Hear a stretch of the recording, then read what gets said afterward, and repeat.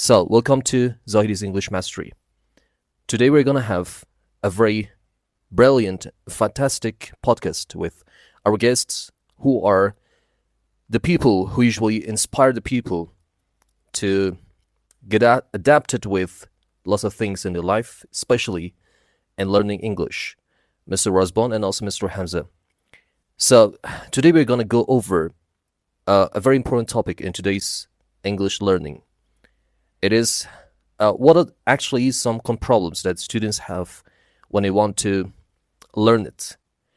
So, first of all, let's hear something from Mr. Razban about this topic, and then we'll have our own roadmap and everything else, which is really enjoyable for you. Hello, everybody. So I'm really pleased to be here with Mr. Zahedi in his podcast. And it's an honor to be here with you all, guys, and with all the viewers who are watching us right now through Zahedi's English Mastery channel. And let's go for it. Yeah, thank you. So, really appreciate this moment to have you here. So, the first thing that we're going to discuss here is wrong learning mindset that lots of students have. So that could be, for example, lots of expectations that students have about learning, like quick results over a very short period of time. For example, they might have any fear of making mistakes, or they think that they're not good at languages.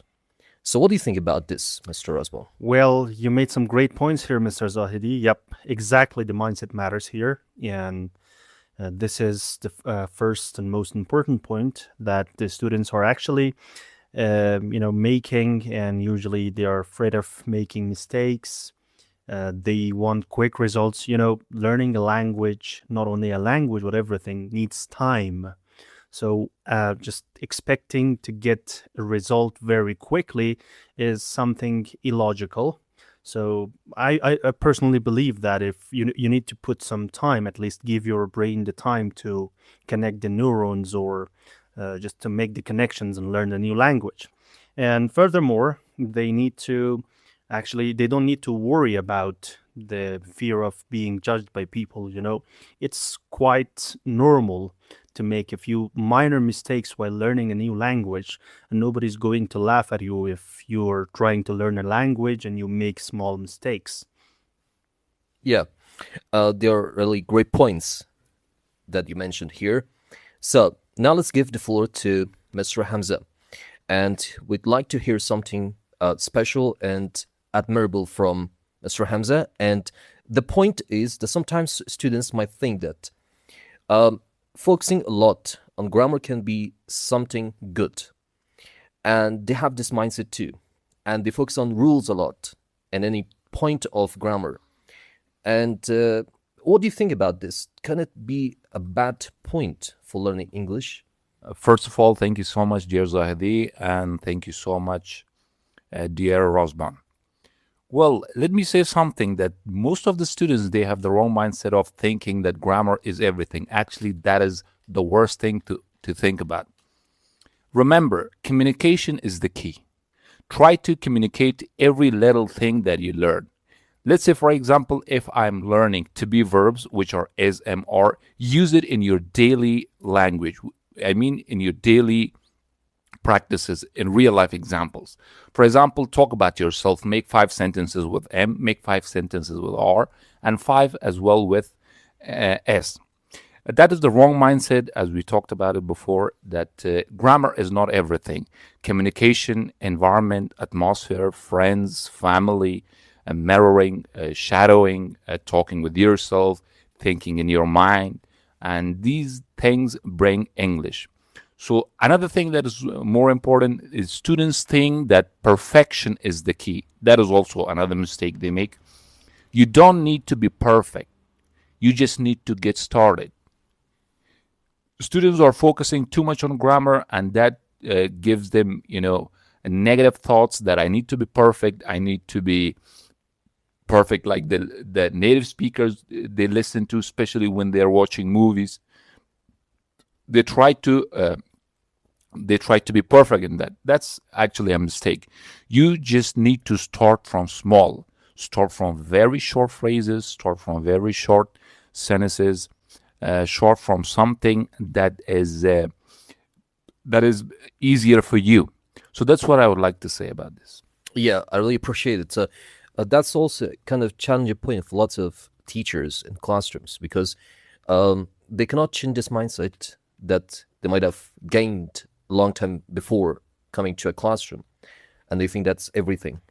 So the third point is lack of consistency. So, for example, students don't have any sort of plan for their learning. They think that if they do it sometimes, for example, they just want to go to the classrooms only for 1 hour and that's everything. They just rely on the textbooks and they think that only 1 hour is enough.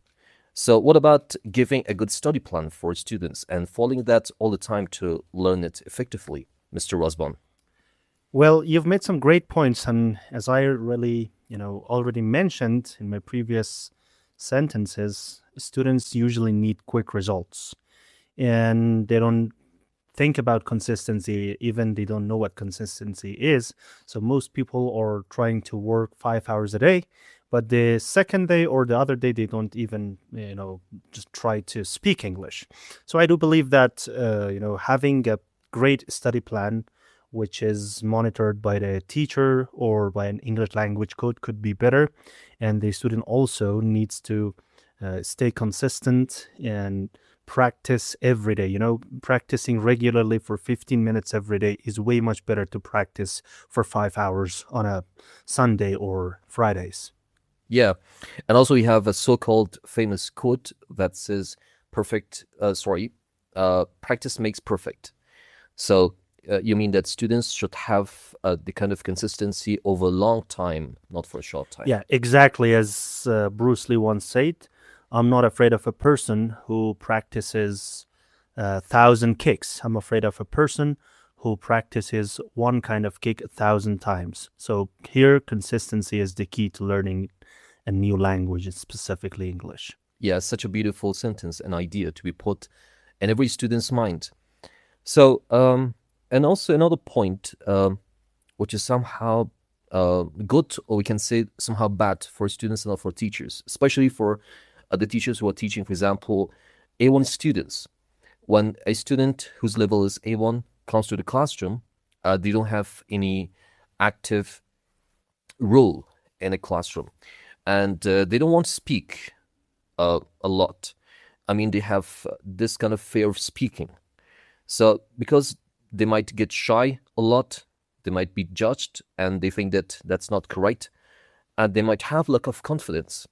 So what do you think about this, Mr. Hamza? It means what strategies can help students to overcome this challenge and tackle it in any way?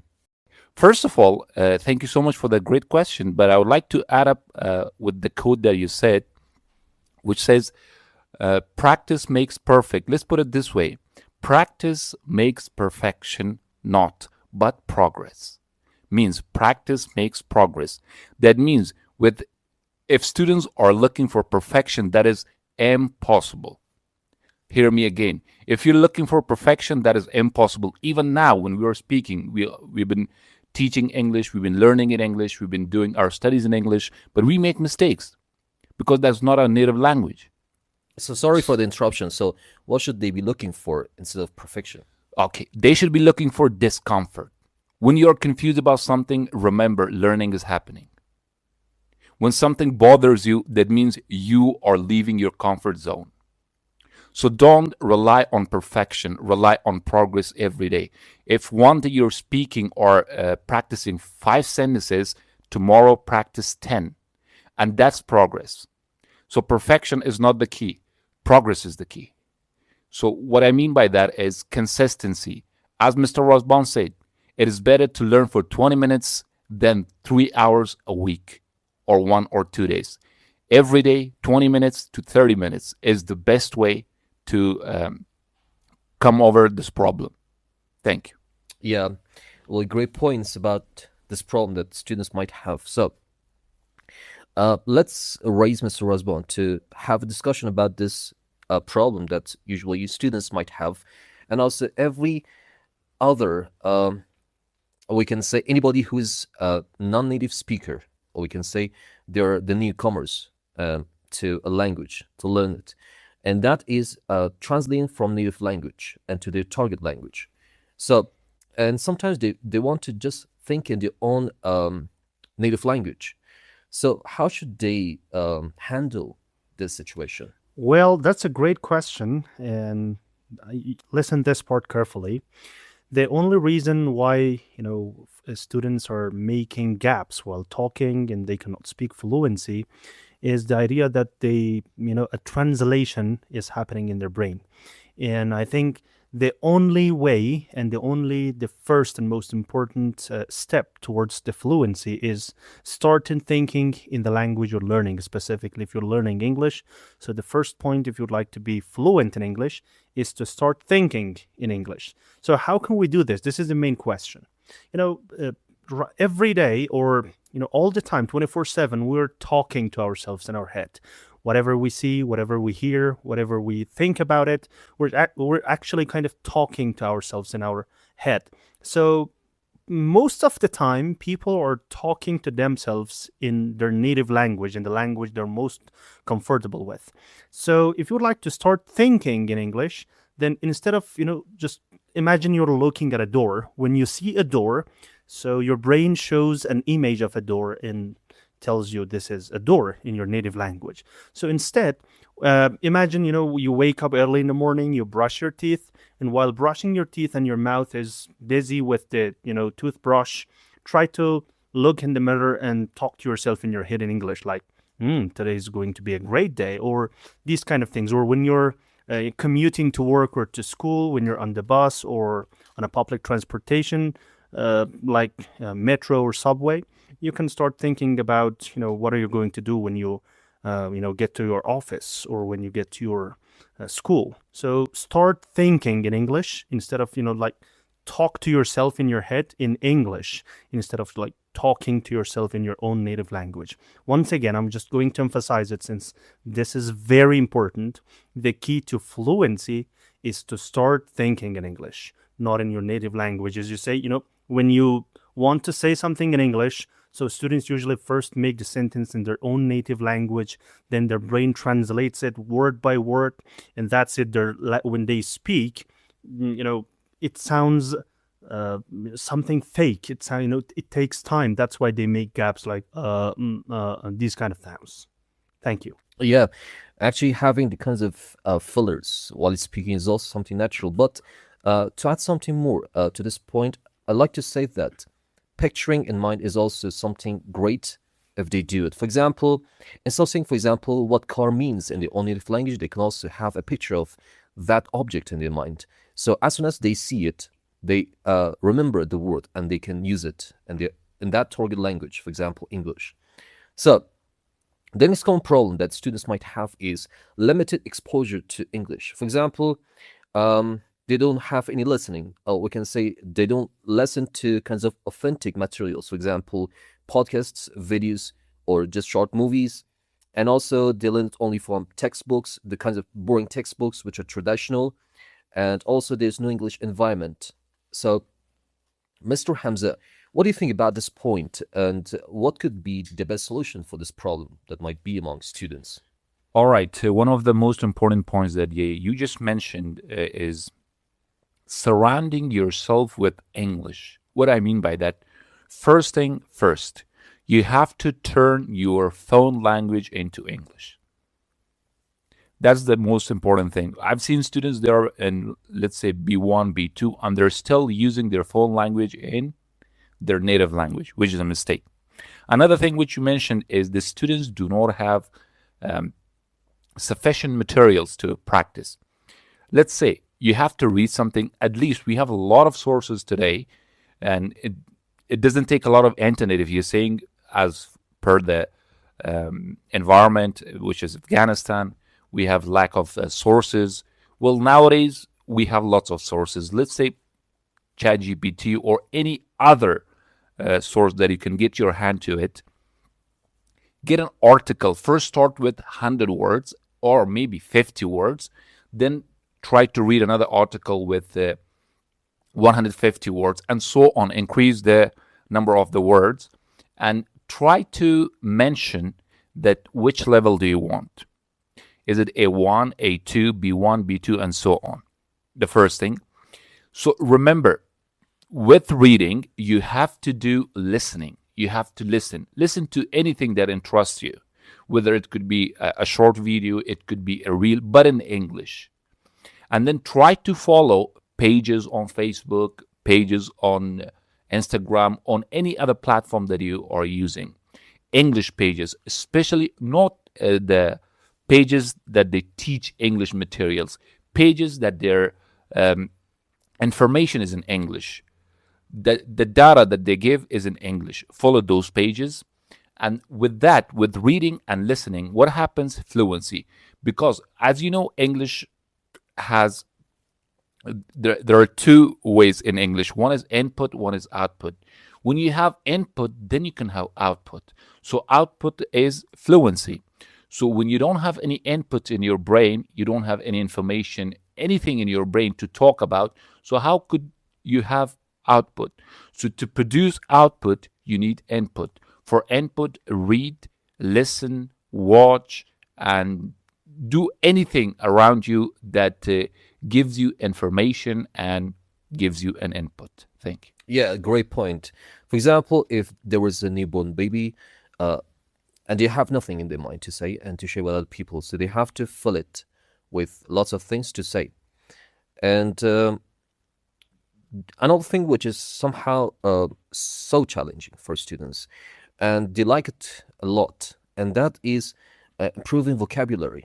For example, they just want to do it traditionally. For example, they just want to memorize the words and their native language translation, and they just want to do it vice versa too. For example, from the source language into the target language, and from target language into the source language back.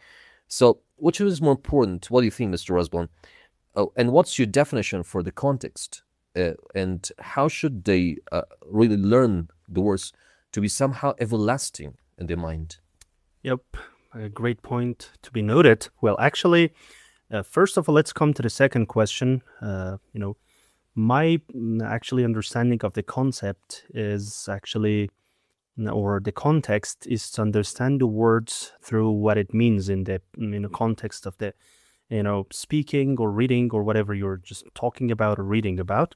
See, it's nearly impossible to memorize the exact meaning of all the words in English. So how can we solve this problem since it's impossible to memorize them? So you can just boost some ways and make some actually strategies for yourself. Ask your teachers for the recommendations and suggestions on how to learn and understand the meaning of the words from the context when people are talking to you, when you're reading a passage. So based on the passage, based on the surrounding words and sentences, you need to understand the meaning. And the first question is actually, learning the meaning of the word itself is not enough. So you have to learn the parts of speech. You have to know how the word is being used in your sentence and try to use them in your daily life with real life examples, like try to make sentences, try to use them in your speakings, try to use them while you're writing. So the only way to learn a word, or the only way to enhance your vocabulary, is to put them into use, and that's the only way, I believe. Yeah, sure. The great points about this point. So, and something that I want to ask you, Mr. Hamza, is somewhat related to you too, or we can say somehow specifically to lots of teachers, and they might get it the wrong way, but this is something true. It's about the teaching methods that usually teachers apply in their classrooms, and they think that that's a good way, like the kind of traditional methods that have been applied from a long time ago, and till now students like it. And that is, for example, an effective teaching method. We can say that's a kind of teacher-centered approach that the teachers like to do it. And also the students have the kind of mindset that they just focus on exams, on the tests. They just want to study everything for the exam, for the test, to pass it and to get the highest scores and to ace the test. So what do you think about these teachers? And as a teacher yourself, how do you want to solve this problem? Well, thank you. First of all, let's get one point clear. that language is a skill. It is not a subject. We can agree on that, everybody, uh, without any doubt. That means that when you're learning a skill, that means you need practice, definitions, explanations, anything that is related to one-side approach, where is teacher explaining, giving notes, and focusing a lot on the uh, exams and this kind of stuff. That that won't work anymore, because nowadays it is the time of what we can say implementing. Implementing, that means we have to start with practicing in real life. Let's say if I'm learning 2 words today, I have to practice them. What I mean by that, it means we have to use them as much as we can so that it gets stuck in our mind. Another thing is that most students, they try to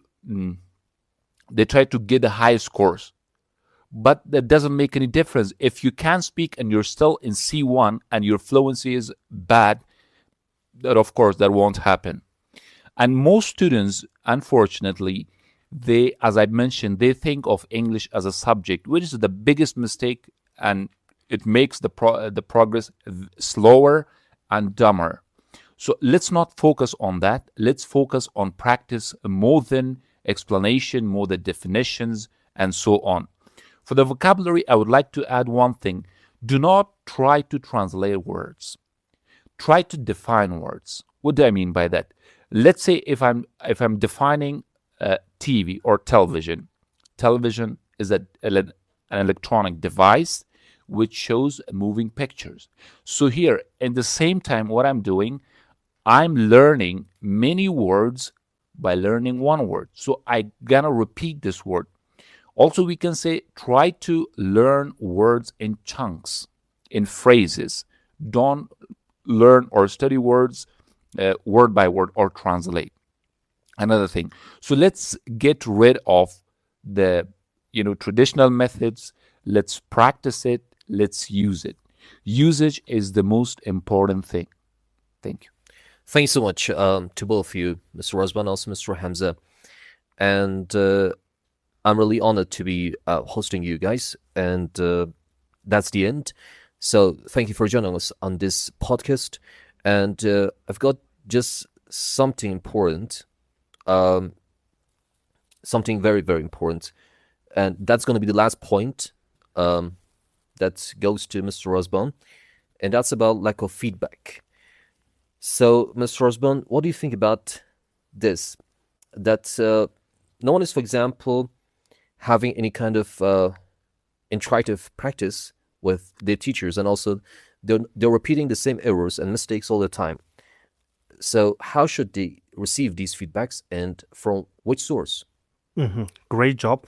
So it doesn't matter what or who you practice with. If you're taking a class with a teacher, or if you're learning English through YouTube channels like your channel, Zahedi's English Masteries channel, or whatever channel you follow or you subscribe on the YouTube or any other platforms. So I think the best way to get feedback, specifically if you're taking a class with a teacher, is to speak with the teacher and ask the teacher for the feedbacks. So usually the teachers give you the feedbacks, the needed feedbacks, but still you need to you request your teacher to give you the feedbacks on your speaking, on your writing, on every skill you're challenging with. Then as a teacher, so I personally believe that it's also very important for the teachers. This is a point to the teachers.